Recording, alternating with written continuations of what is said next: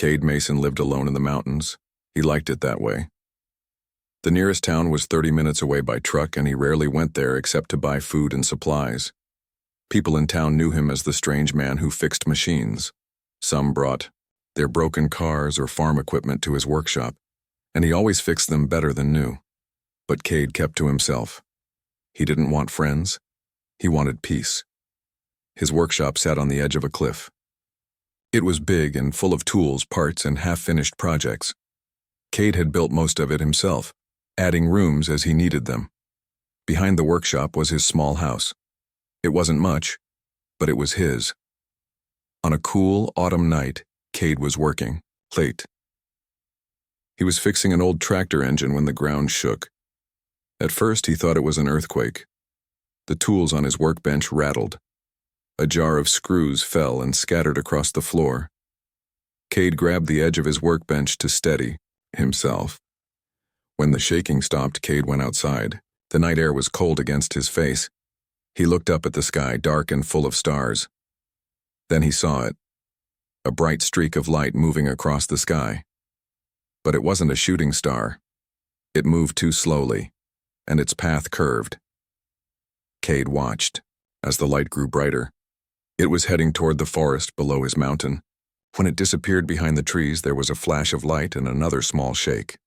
That was no meteor, Cade muttered to himself. He went back inside, grabbed his flashlight and a small bag of tools, then jumped into his old truck. The engine roared to life, and he drove down the winding mountain road toward where he had seen the light disappear. The road ended at the edge of the forest. Cade got out of his truck and continued on foot, guided by his flashlight.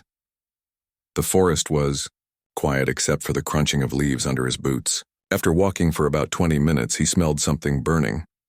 He pushed through a thick patch of bushes and found himself at the edge of a small clearing. In the center was a deep gouge in the earth, like a giant had dragged a finger through the soil. At the end of this trench was something Cade had never seen before. It looked like a ship, but not any kind of ship Cade knew. It was sleek and strangely shaped, with a surface that shimmered even in the dim light of his flashlight. Parts of it glowed with a soft blue light. Smoke rose from one end where the hull was damaged. Cade approached slowly. The ship wasn't very big, maybe the size of a small bus. As he got closer, he noticed a section of the hull had split open. Inside, he could see strange machinery, cables, and glowing panels covered with symbols he didn't recognize. Then he saw her. She was lying on the ground near the ship. At first glance, she looked human, a woman with long, dark hair. But as Cade got closer, he realized she wasn't human at all. Her skin had a faint blue tint. Strange markings covered her arms like tattoos that seemed to glow slightly. She wore a tight-fitting suit of a material Cade had never seen before. Cade knelt beside her. She was breathing, but her eyes were closed. A dark purple liquid, blood, seeped from a cut on her forehead. Without thinking, Cade reached out and touched her shoulder. Her eyes snapped open. Cade gasped and fell backward. Her eyes were golden with strange vertical pupils like a cat's. She looked at Cade and said something in a language he didn't understand. Her voice was musical but filled with pain. She tried to sit up but winced and fell back. She spoke again, pointing at her ship, then at herself. Cade didn't understand her words, but her meaning was clear enough. She needed help. Cade hesitated. He should call someone. The police, maybe, or the military. But something told him that would be a bad idea. If he called the authorities, they would take her away. They would take her ship. They would ask Cade questions he didn't want to answer. The woman reached out and touched Cade's arm. Her fingers were cool against his skin. She had 4 fingers instead of 5, he noticed. Her golden eyes looked into his, and Cade made his decision. "Okay," he said, though he knew she couldn't understand him. "I'll help you." He helped her to her feet. She was tall, taller than Cade, and surprisingly light. She leaned against him as they walked slowly through the forest toward his truck. Twice she looked back at her ship, saying something in her strange language. "We'll come back for it," Cade said, gesturing toward the ship. then back toward his workshop. First, let's get you somewhere safe. The drive back up the mountain was slow. The woman sat in the passenger seat, her golden eyes taking in everything. She touched the dashboard, the seatbelt, the window button with curious fingers. Cade could feel her watching him as he drove. When they reached his workshop, Cade helped her inside. He cleared off an old couch in the corner where he sometimes slept when working late. The woman sat down, still watching Cade's every move. Cade found his first aid kit. He wasn't sure if human medicine would help an alien, but he had to try something. He approached with a cloth and some antiseptic. The woman watched but didn't stop him as he gently cleaned the cut on her forehead. The purple blood wiped away, revealing smooth, blue-tinted skin beneath.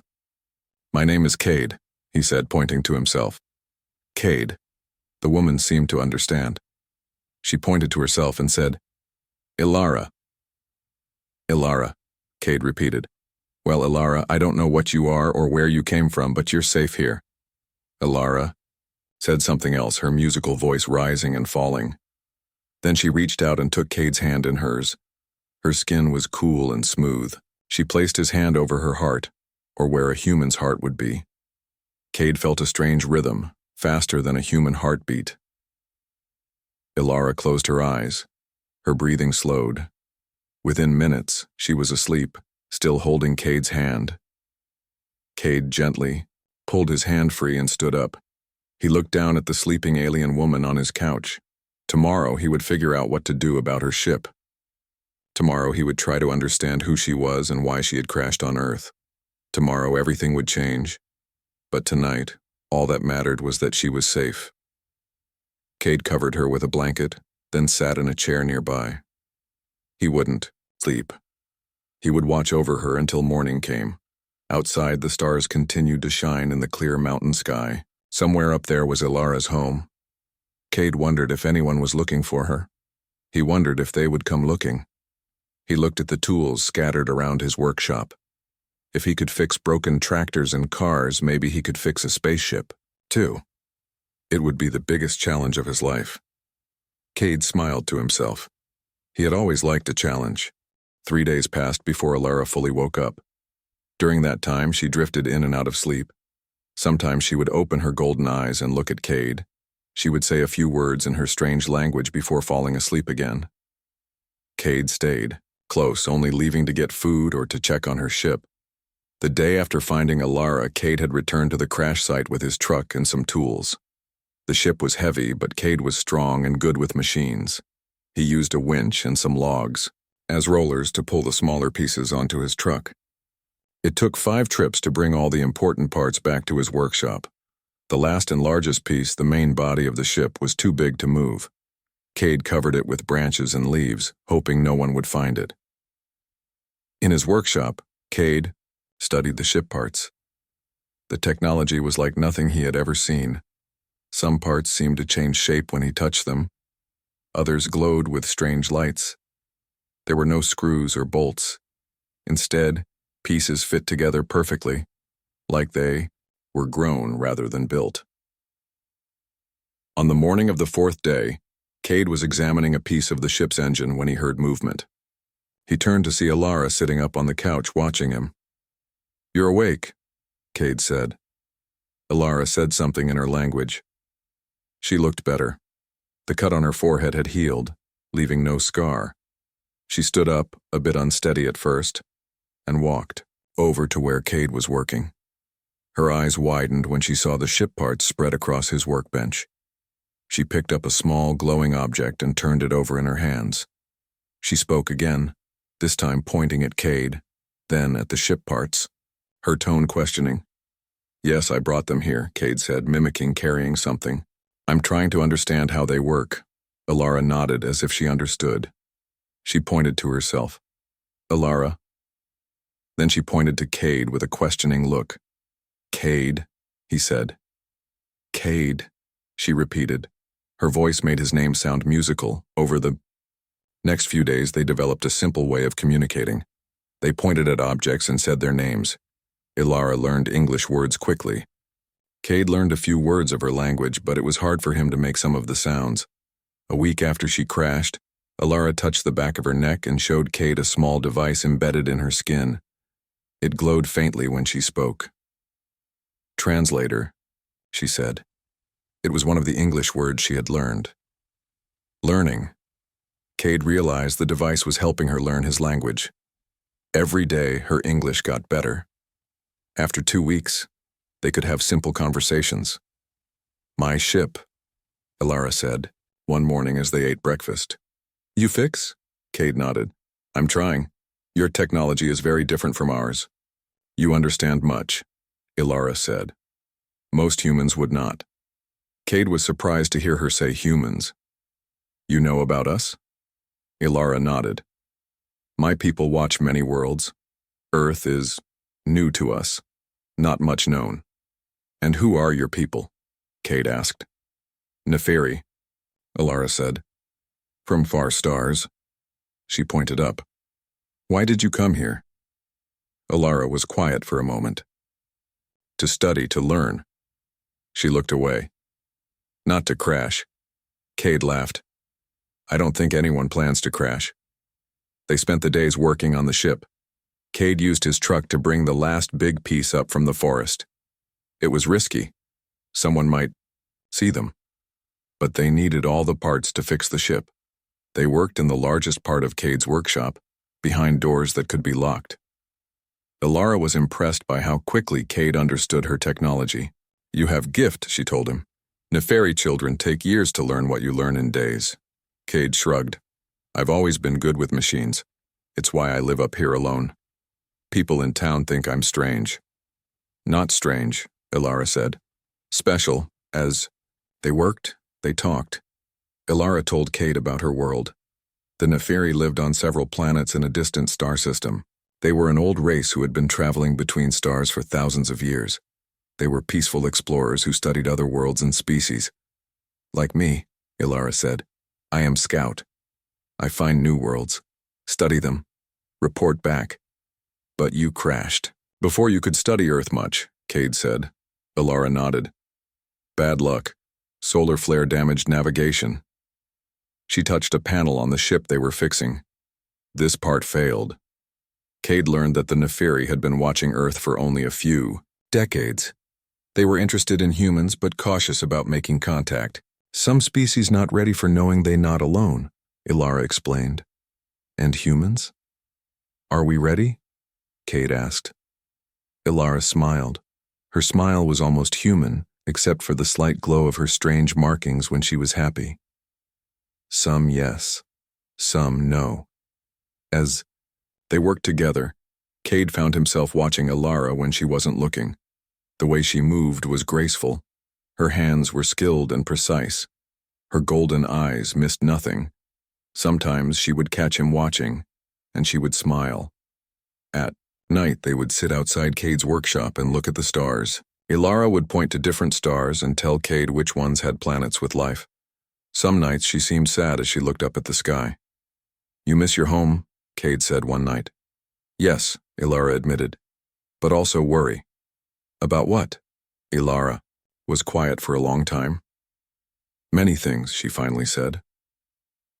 1 month after the crash, they had made good progress on the ship.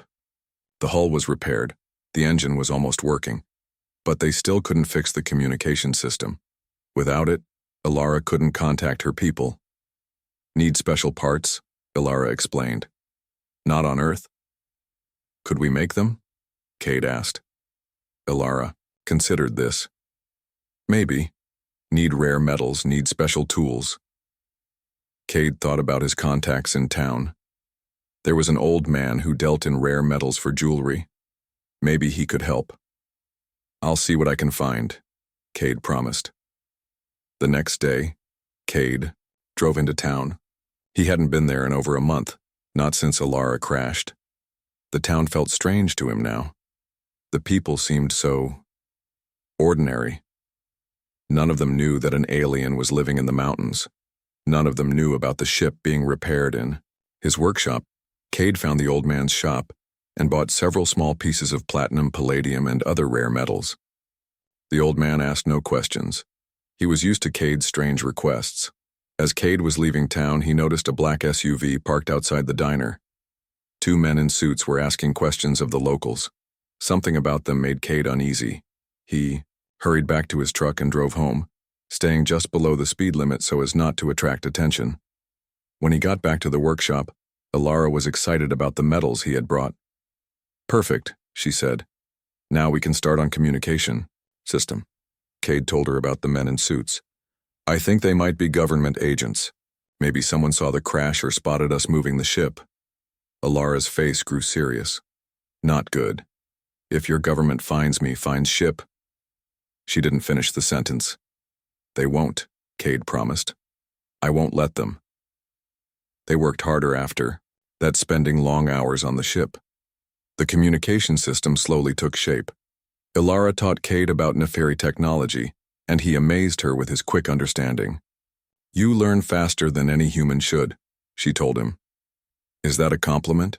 Cade asked with a smile. "Yes," Alara said, "but also strange. Makes me wonder." She didn't explain what made her wonder, and Cade didn't ask.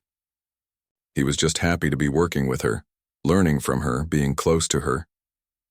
2 months after the crash, the communication system was ready for testing. Alara connected the final parts while Cade watched. The system hummed to life. Lights blinking on the control panel. "Now we see if it works," Alara said. She pressed a series of symbols on the panel. The system made a high-pitched sound, then went silent. Alara frowned. No response. Maybe no one in range. Or maybe there's still something wrong with the system, Cade suggested. They checked everything again but found no problems. "Must keep trying," Alara said. "Must contact my people." That night, as they sat looking at the stars, Cade asked the question that had been on his mind. "What will you do when you fix the ship? When you contact your people?" Alara looked at him. In the moonlight, her blue skin seemed to glow softly. "Go home," she said. Then she added something that surprised Cade. "Take you with me." "Take me? To your world?" Alara nodded. "You special, Cade. Your mind understands our technology. My people would want to meet you." Cade didn't know what to say. Leave Earth? Go to another planet? It seemed impossible, and yet as he looked at Alara, he found himself considering it. "I need to think about that," he said finally. Alara touched his hand. Her fingers were cool against his skin. Yes, big decision. No rush. But as they sat there under the stars, Cade couldn't help but wonder, what would it be like to see those distant worlds Alara had told him about? What would it be like to meet her people? And what would it be like to leave everything he knew behind? 3 months after Alara crashed on Earth, the communication system finally connected. Cade and Alara had been working on it day and night. Cade had driven to 3 different towns to find the rare metals they needed. Alara had rebuilt the system twice. On a cold winter morning, the control panel lit up with a string of symbols that made Alara gasp. "What is it?" Cade asked, looking up from the engine part he was fixing. "Messages," Alara said. Her voice was tight. "Many messages. From my people." She pressed more symbols on the panel, and the ship's computer began to translate the messages. Alara read them silently, her golden eyes moving quickly across the screen. As she read, her blue skin seemed to grow paler. "What's wrong?" Cade asked. He had learned to read Alara's expressions. Something in the messages was upsetting her. Alara looked up at him. "War," she said simply. "War? Your people are at war?" Alara nodded. She touched the screen, showing Cade a message with a date from 2 months ago. "Started after I left. Species called Vrex attacked Neferi worlds. 3 planets lost already." Cade moved closer to look at the screen. He couldn't read the Neferi writing, but he could see maps and images. One showed a planet, with huge dark spots spreading across its surface. "Who are the Vrex?" he asked. "Bad people," Alara said. Her translator device still struggled with complex concepts. "They take resources, technology, even..." She touched her arm, where the glowing markings pulsed. "Genetic material. They consume. Like parasites? Cade suggested. Yes. But smart. Organized. Alara pointed to another image, this one showing strange ships. They looked nothing like Alara's sleek craft. These were bulky and covered with spikes. Wreck ships. Very strong. Cade realized something. You weren't just exploring, were you? When you came to Earth? Alara was quiet for a moment. Then she shook her head. Not just exploring. Looking for safe places. Safe places? You mean places my people could go if we lose war? Alara looked at Cade, her golden eyes sad. Not telling whole truth before, sorry. Cade wasn't angry. He understood why Alara hadn't told him everything right away. So you were scouting for possible evacuation sites? Yes, Alara said. Earth good candidate. Right distance from stars. Right kind of sun. Right air, water. And now your people are at war and might need those evacuation sites, Cade said. Alara nodded. Must send message. Tell them about Earth. She paused. Tell them about you. Me? Why me? You special, Cade. You understand our technology too quickly. No human should do that. Alara touched the ship's engine, which Cade had helped repair. My people will want to know about you. Cade watched as Alara composed a message to her people. She told them about Earth, about her crash, about how Cade had helped her. She included images of Cade's workshop and the repairs they had made to the ship. When will they get the message? Cade asked when she was done. Soon. Hours, maybe. Alara looked at the engine. Ship almost fixed now, can fly soon. And then you'll go home? To help with the war? Alara nodded. Must go. My people need me. She looked at Cade. Need you too. Me? What could I do in an interstellar war? Your mind, way you understand technology, could help make better ships, better weapons. Alara touched Cade's hand. Could help save my people. Cade pulled his hand away. I'm just a mechanic from Earth. I fix tractors and cars. I don't know anything about space wars. But you fixed my ship, Alara said. You learned Neferi technology faster than anyone I ever saw. You special, Cade. Cade didn't know what to say.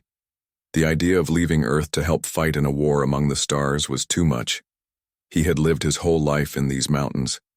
He liked being alone. He liked his simple life. But as he looked at Alara, he felt something he hadn't felt in a long time. Connection, caring, maybe more than caring. I need to think, he said. Alara nodded. Yes. Big decision. That night, Cade couldn't sleep.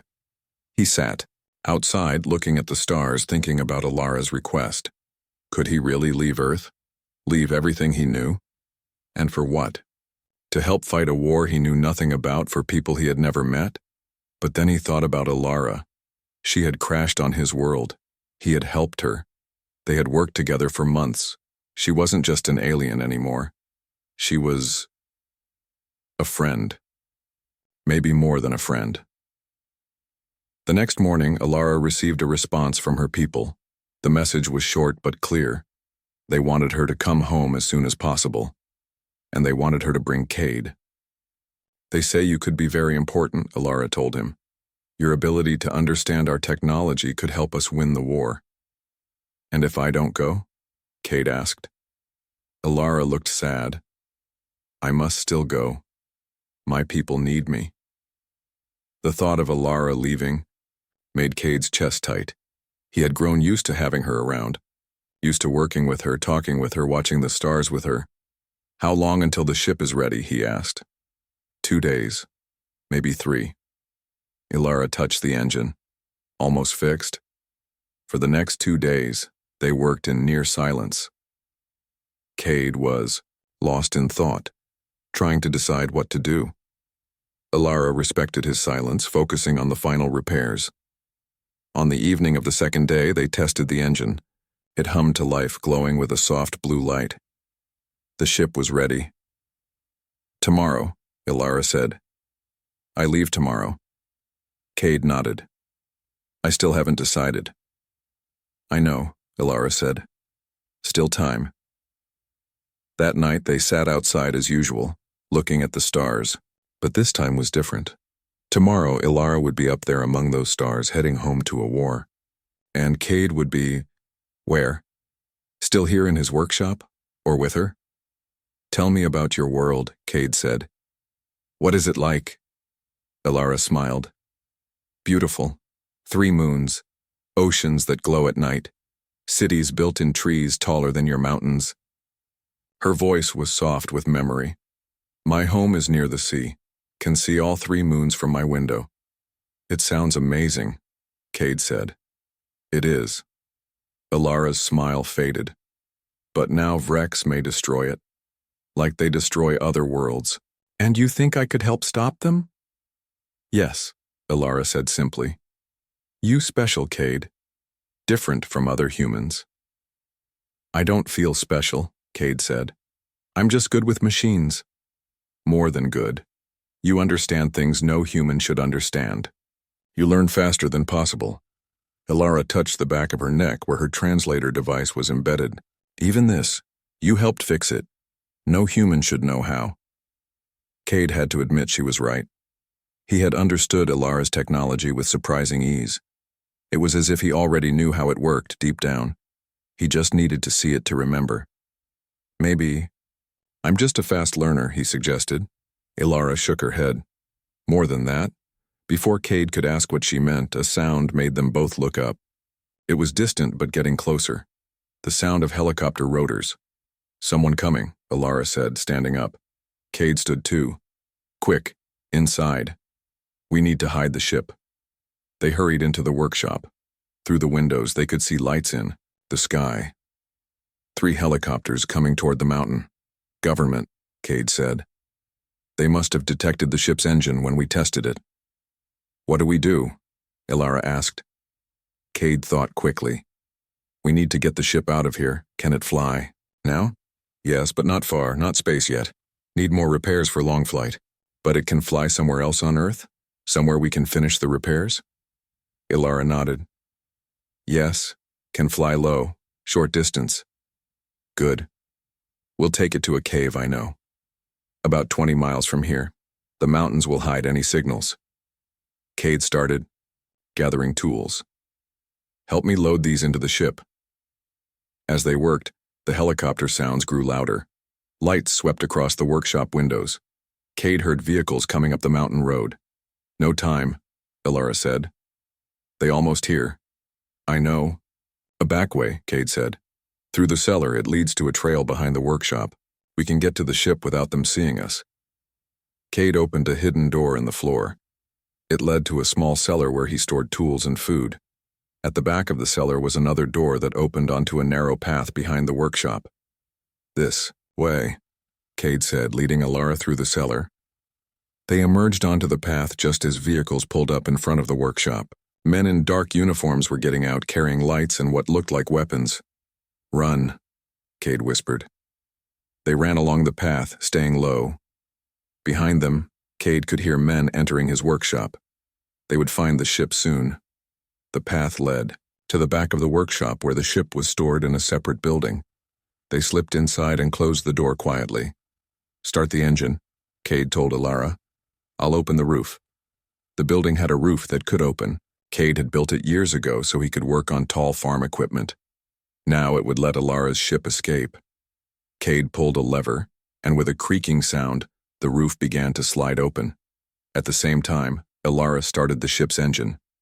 It hummed, softly, glowing blue in the darkness. Ready? Ilara asked. Cade hesitated. This was it, the moment of decision. Stay on Earth, or go with Ilara? He looked back toward his workshop, where men were now searching for him. He looked at the mountain that had been his home for years. Then he looked at Ilara, her golden eyes watching him, waiting. Yes, Cade said. I'm ready. He climbed into the ship beside Ilara.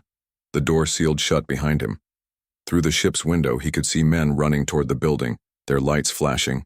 Hold tight, Ilara said. The ship rose smoothly through the open roof. The Men below looked up, their faces shocked in the glow of the ship's engines. One of them raised a weapon. "Time to go," Cade said. The cave was dark and cold, but it was safe. Ilara had landed the ship deep inside, where the thick mountain rock would hide its energy signature. Cade had brought them to one of his secret places, a cave he had found years ago while hiking. No one else knew about it. "How long can we stay here?" Ilara asked. They sat inside the ship, its soft blue lights the only illumination in the darkness of the cave. "As long as we need," Cade said. "No one comes to this part of the mountains. Too remote." Ilara nodded. She was checking the ship's systems on a glowing screen. "Engine good, power levels rising, but need more repairs before spaceflight." "What do we need?" Cade asked. "Some metals, tools." Ilara pointed to a part of the engine that was still damaged. "This part needs fixing." Cade thought about his workshop. All his tools were there, but he couldn't go back. The government agents would be watching the place. "I have a friend in town," Cade said. "He owns the hardware store. He might help us." "Get what we need." "Risky," Ilara said. "Your government looking for you now." "We don't have a choice," Cade replied. "We need those tools and materials." They spent the night in the ship, its life support systems keeping them warm despite the cave's chill.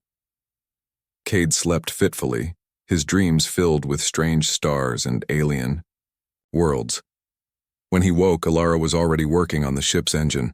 "I'll go into town today," Cade told her. "I'll be careful." "Take this," Ilara said, handing him a small device. "Will help us communicate." The device was like a small earpiece.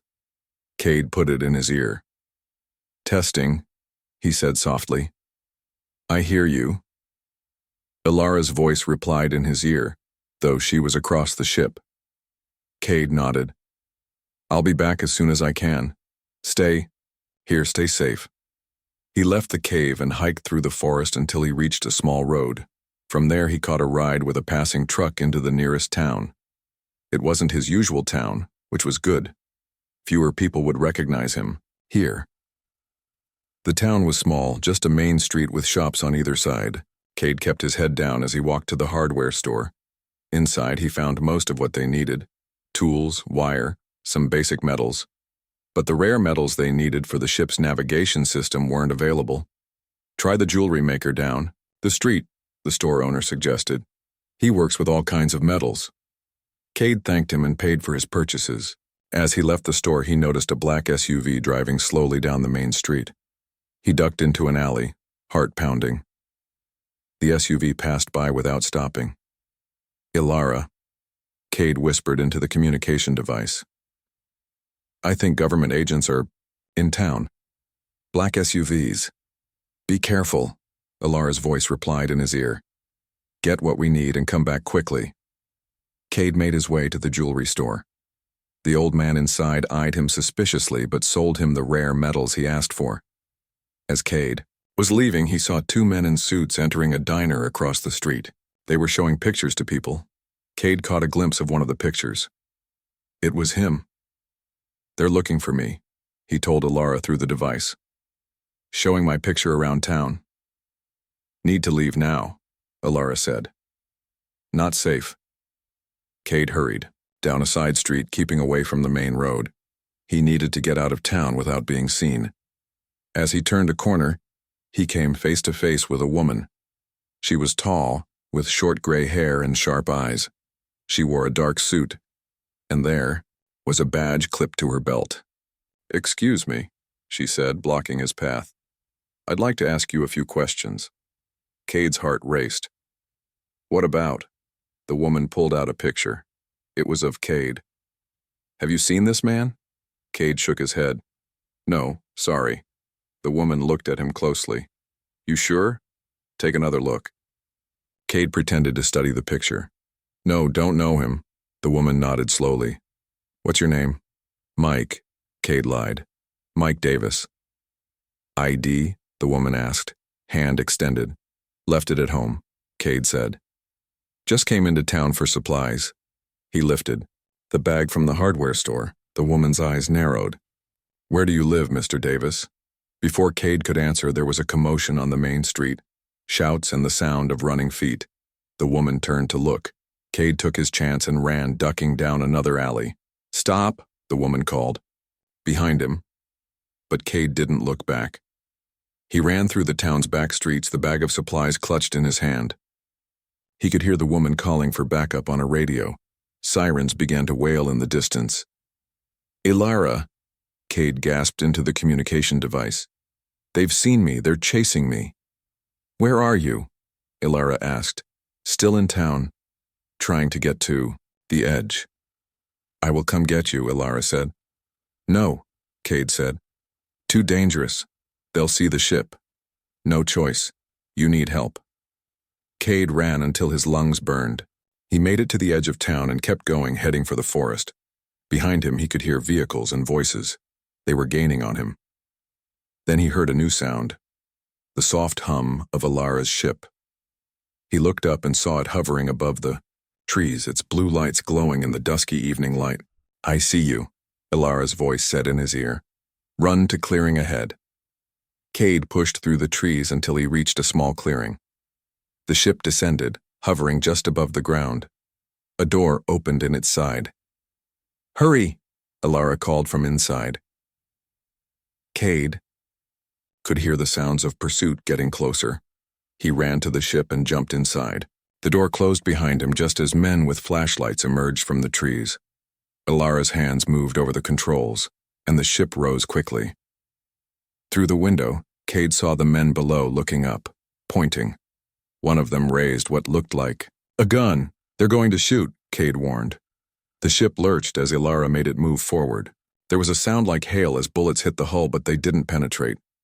"Ship strong," Ilara said, "but need to get away now." The ship accelerated, leaving the clearing and the men behind. Ilara flew low over the forest, heading back toward the mountains and their hidden cave. "That was close," Cade said, his heart still racing. "Too close," Ilara agreed. "Not safe here anymore. Need to leave soon." "Leave? You mean?" "Leave Earth," Ilara said. "Ship almost ready for space. Just need final repairs with parts you got." Cade looked at the bag of supplies he still clutched in his hand. "Will these be enough?" Ilara examined the contents of the bag. "Yes. Enough for basic repairs. Can make jump to space, then to nearest Neferi outpost." They returned to the cave and worked through the night on the ship. Cade's hands moved almost automatically, as if he had repaired alien spacecraft his whole life. The rare metals went into the navigation system. The tools helped fix the damaged engine parts. As dawn broke, Ilara ran a final diagnostic. "Ship ready," she announced. "Can fly to space now." Cade stepped back, looking at the ship. It was whole again, its hull gleaming, its engines humming with power. They had done it. They had fixed an alien spacecraft with parts from a small town, hardware store, and jewelry shop. "So, this is it," Cade said. "You're leaving." Ilara looked at him. Her golden eyes seemed to glow in the dim light of the cave. "We leaving? Together?" "Ilara, Cade hesitated. "I don't know if I can do this. Leave Earth. Leave everything I know." "What is here for you?" Ilara asked gently. "You live alone. No family you talk about. No friends close." Cade couldn't argue with that. He had chosen solitude long ago. His workshop on the mountain had been his whole world, and now it was gone, taken over by government agents. But to leave Earth entirely? To go to the stars? "Stars beautiful," Ilara said. "Many worlds, many wonders." She paused. "And my people need you, need your special mind." "I'm still not sure what's so special about me," Cade said. Ilara touched his hand. Her fingers were cool against his skin. "You understand technology no human should understand. You learn too fast, fix things too easily." "Maybe I'm just good with machines," Cade suggested again. Ilara shook her head. "More than that. Much more." She took a deep breath. "Think you might have Neferi blood." Cade stared at her. "What? How? Is that possible?" "Long ago some Neferi visited Earth. Study mission. One ship lost. Crew never found. Ilara's golden eyes held his. Think maybe some survived. Had children with humans. You think I'm part alien? Cade couldn't believe what he was hearing. Would explain much, Ilara said. Why you understand our technology. Why you learned so fast. Why you always felt different. Cade thought about his life. How he had always felt apart from other people. How machines made more sense to him than humans did. How he had always looked at the stars with a strange longing he couldn't explain. Even if that's true, he said slowly, I don't know anything about your world. Your war. I wouldn't know how to help. You help by being you, Ilara said. By understanding our technology, by making it better. She squeezed his hand. And I will be with you. Help you learn. Cade looked at the ship, then at the cave entrance. Outside was Earth, the only home he had ever known. But it was a home where he had always felt like a stranger. And now with government agents hunting him, it wasn't even safe anymore. If I go with you, he said, could I ever come back? Maybe. Someday. Ilara's voice was soft. When war over. When safe. Cade took a deep breath. And what about us, you and me? Ilara's markings glowed a little brighter. What about us? Is this just about my special mind? About helping your people? Or is there something else? Ilara was quiet for a moment. Then she touched Cade's face gently. Both need your help, but also want you with me. Feel connection, something I not expect to find on Earth. The Neferi outpost on Jupiter's moon was hidden inside a crater. As they approached, Cade saw nothing but barren rock and ice. Then a section of the surface slid open, revealing a hangar bay beneath. Ilara guided the ship inside, and the surface closed above them. Welcome to Outpost Vega, Ilara said as the ship settled onto a landing platform. The hangar was filled with ships similar to Ilara's. Neferi moved among them, their blue skin and glowing markings visible even from a distance. They stopped and stared as Cade and Ilara emerged from their ship. A tall Neferi with elaborate markings approached them. He spoke to Ilara in their language. She replied, gesturing toward Cade. The tall Neferi looked at Cade with golden eyes that seemed to pierce through him. This is Talon, Ilara said to Cade, commander of this outpost. Talon spoke, and Ilara translated. He welcomes you, first human to visit this outpost. He has many questions for you. I have many questions too, Cade said. Talon led them through the outpost. It was larger than Cade had expected, with levels extending deep into the moon's crust. Neferi technology was everywhere. Glowing panels, strange machines, devices that seemed to float in midair. They entered a large room with a table in the center.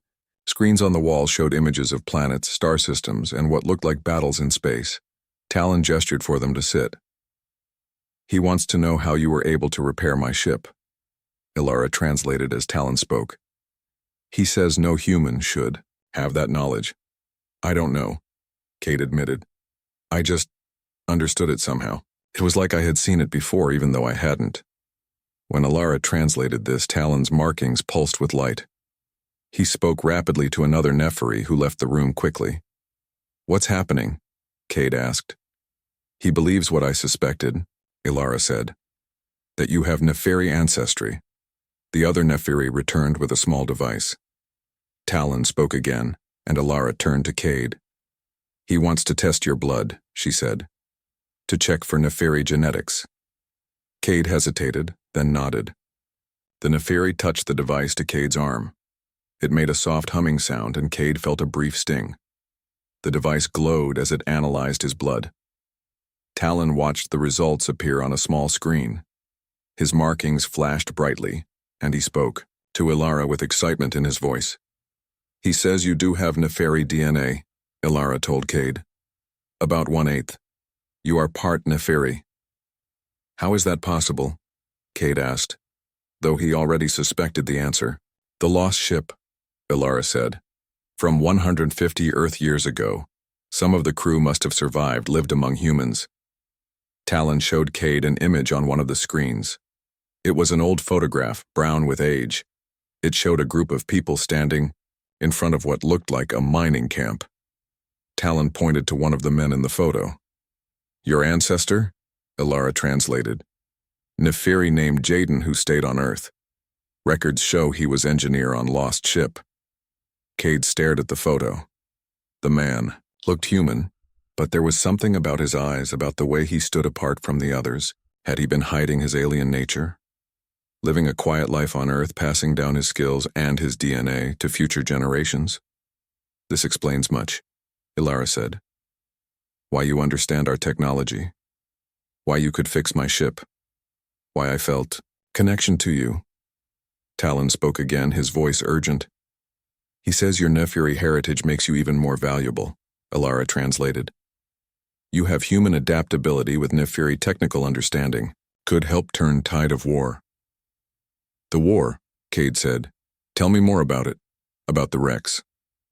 Talon touched a control, and the screens filled with images of the wrecks.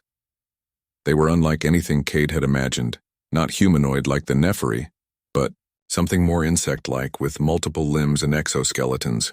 Their ships were massive and bristling with weapons. They came from distant stars, Ilara explained as Talon spoke.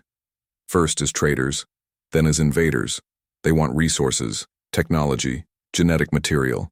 They consume, adapt, grow stronger. The screens showed planets with spreading dark patches. "Vrex infestation," Ilara said. "They transform worlds to suit themselves. Nothing survives." "And they're winning?" Cade asked. Ilara's face was grim as she listened to Talon. "Not winning yet, but advancing. 3 Neferi worlds lost, others under attack." "What can I do to help?" Cade asked. "I'm just one person." Talon smiled for the first time. He spoke and Ilara translated. "He says sometimes one person can change everything, especially one with your unique perspective." They spent 3 days at the outpost. Cade learned more about the Neferi, about their technology, about the war with the Vrex. He examined their ships, their weapons, their defense systems. With his unique combination of human thinking and Neferi technical instinct, he began to see things they had missed. Ways to improve their systems. Weaknesses in Vrex technology they hadn't exploited. On the 4th day, Talon called them to the command center.